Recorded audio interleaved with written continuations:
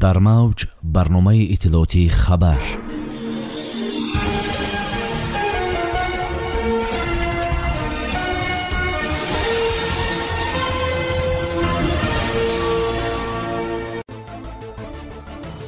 افتتاح پروازهای نو از روسیه به چند شهر تاجیکستان.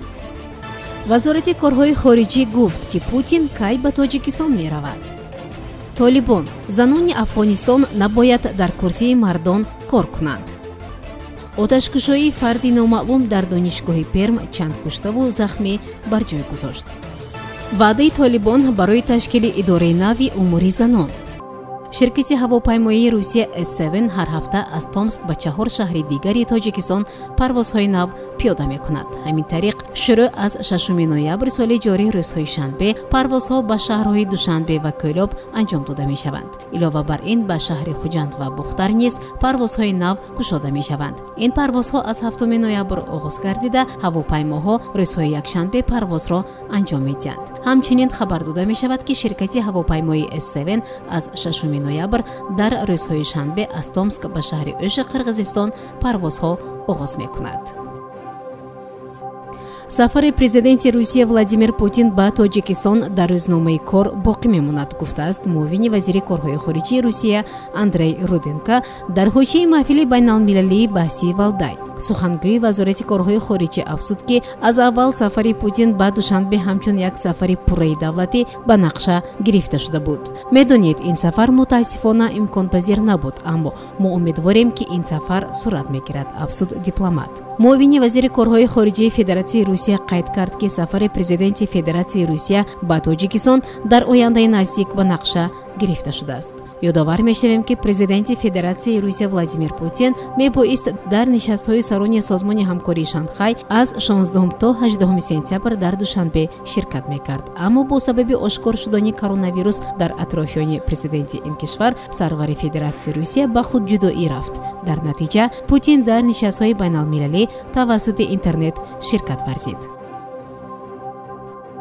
شهرداری پایتخت افغانستان مولوی حمدالله نعمانی گفت زنانی که در نظام شهری صاحب کرسی بودند باید در خانه‌های خود شینند و جای آنها را مردان اشغال کنند. نواری مراجعه او را شبکه تلویزیونی العربیه در توییتر نشر نموده است. موافق معلوماتی مأموریت پایتخت در نظام شهری کابل 2,900 نفر مشغول به کار میباشند که 27% آنها را زنان تشکیل میدادند. ما به آن زنان اجازه دادیم که آنها را در جای کار مردان عوض کرده نمیتوانند و یا کاری آنها مردانه نیست، اظهار داشته است نعمانی.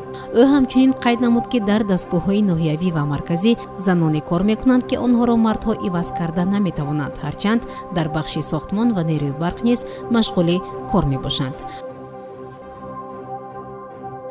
یک شخص نامعلوم به دانشگاه دولتی پرم آتش کشید، خبر می‌دهد ریا نوستی با استناد به دفتر مطبوعاتی این دانشگاه. معلومات درباره قربانیان مشخص کرده می شود. بنابر اطلاع تلگرام کانال 112 5 نفر کشته و بیش از 5 نفر مجروح شدند. حملگر از سلاح تروماتیکی ترک شده است. علاوه بر این با نشر یک درخواست در صفحه رسمی دانشگاه پرم در این اینترنت صدارت این دانشگاه از آنهایی که به درس می روند خواهش کرده است که به بنا نزدیک نشوند. شاهدان در پرم اللاکای ویدیوی وارد دانشگاه شدن مرد و تیراندازی در درآمدگاه آن را نشر کردند. گفته می شود جنایتکاری که در دانشگاه پرم آتش کشیده است خود را در قبت هشتم پنهان کرده است. دانشجویان برای نجات خود از تیریزه به پایان جهیدند. به اطلاع منابع در پی تیراندازی پلیس و واحدهای مخصوص به جای حادثه حاضر شدند. در دانشگاه تصدیق کردند که فرد تیرانداز را بازداشت کردند و حالا بنا از دانشجویان تخلیه می شود.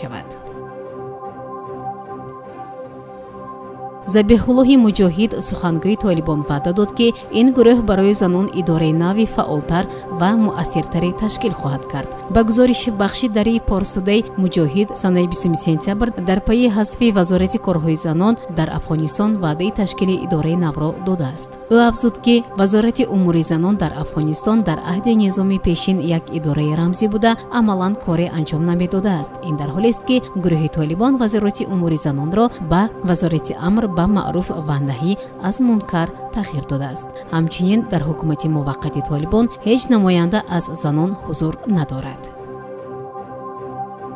با امید تنصیحاتی و خانوادگی هر یک شما در همینجا با شما خداحافظی میکنیم تا برنامه دیگر. تنصیحات و سربلند باشید. برنامه اطلاعاتی خبر از رویدادهای تاجیکستان، منطقه و جهان. آگاه باش.